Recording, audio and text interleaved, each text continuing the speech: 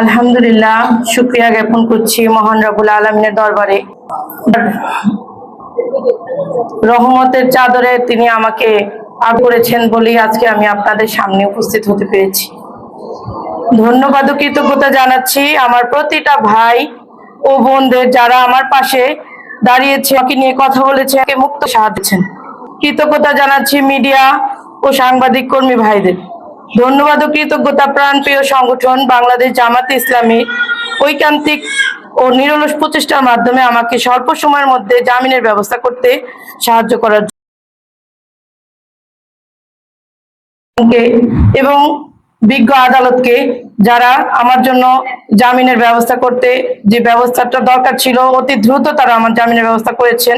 এজন্য আমি একজন খুবই নগণ্য একজন ব্যক্তি।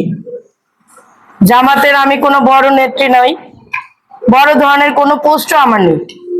আমি শুধুমাত্র ব্যক্তিগত ভাব এবং ছবি এবং আমার কথাবার্তা বিকৃত করে অনেকেই পোস্ট করছেন, পুরো ফেসবুক সয়লাভ করে ফেলতেছেন। তারা আসলে যে বাক স্বাধীনতার জন্য আমাকে গ্রেপ্তার করা হলো, সেই বাক স্বাধীনতাই নিজেরাই এমন খারাপভাবে নগ্নভাবে প্রকাশ করছেন, যে জন্য আপনারাও গ্রেপ্তার হতে পারেন। কারণ আমি যদি নর্মাল একটা কথা বলি গ্রেপ্তার হতে পারি, আজকে আপনি আমার উপরে, আমার চরিত্রের উপরে, আমার পরিবারের উপরে এভাবে যখন নোংরা অপবাদ দিচ্ছেন, আমাকে যৌনকর্মী বা আমাকে আবাসিক হোটেল থেকে ধরা হয়েছে, এই ধরনের মন্তব্য করছেন, তাহলে আপনার নামে কেন সাইবার মামলা হবে না, সেটাও আপনারা আমাকে বলবেন। আমাদের বাক স্বাধীনতা যদি না থাকে, তাহলে আমরা এই দেশে, স্বাধীন দেশে থাকার তো দরকার নেই। তাহলে আমরা এমন কোন পরাধীন দেশে চলে যাই যেখানে আমরা মুখ বন্ধ করে থাকতে পারবো। আমরা স্বাধীন মানুষ, আমাদের কথা বলতে দিতে হবে। আর সবচেয়ে বড় কথা, আমাদেরকে গ্রেপ্তার করে মামলা দিয়ে ভয় দেখিয়ে এই জনগণের কণ্ঠস্বর রোধ করা যাবে না। যে রাষ্ট্র তার নাগরিকদের মত প্রকাশের অধিকার রক্ষা করতে পারে না, সেই রাষ্ট্রের গণতন্ত্র দুর্বল হয়ে পড়ে। আমরা চাই বাংলাদেশ হোক একটি শক্তিশালী গণতান্ত্রিক রাষ্ট্র, যেখানে মানুষ ভয় নয়, স্বাধীনতার পরিবেশে কথা বলতে পারবে। এজন্য আমরা মাননীয় প্রধানমন্ত্রী তারেক রহমানকে কাছে আবেদন করতেছি যে তিনি যেন আমাদের প্রত্যেকের মত প্রকাশের স্বাধীনতা দেন, এবং এই যে সাইবার বুলিং এর নামে যে ধরনের মানুষকে হেনস্থা করা হয়, অপবাদ দেওয়া হয়, এবং এই যে মানুষের চরিত্র হনন করা হয়, এই জিনিসটা যাতে বন্ধ করেন, সেটাও আমরা আপনার কাছে আবেদন করছি। আর ধন্যবাদ সবাইকে।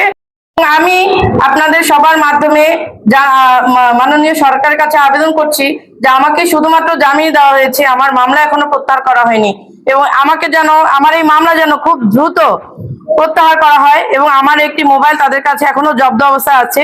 আমার মোবাইলটি আমি ফেরত চাই, কারণ আমার এই মোবাইলের ভিতরে আমার ফ্রিল্যান্সিং করার যে আমার আইডি এবং আমার যাবতীয় ব্যাংক ডিটেলস এবং আমার বিকাশ সবকিছু আমার ওটা, গুগল আইডি, ফেসবুক আইডি সবকিছু ওই মোবাইলের মধ্যে সংরক্ষিত।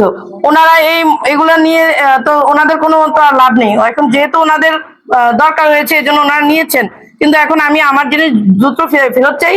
আর আমি এই মিথ্যা মামলা থেকে বা মিথ্যা এই অবস্থা থেকে আমি উত্তরণ চাই। আমার এই মামলা যেন প্রত্যাহার করা হয় খুব দ্রুত, এটাই আমি দাবি করছি সরকারের কাছে। ধন্যবাদ।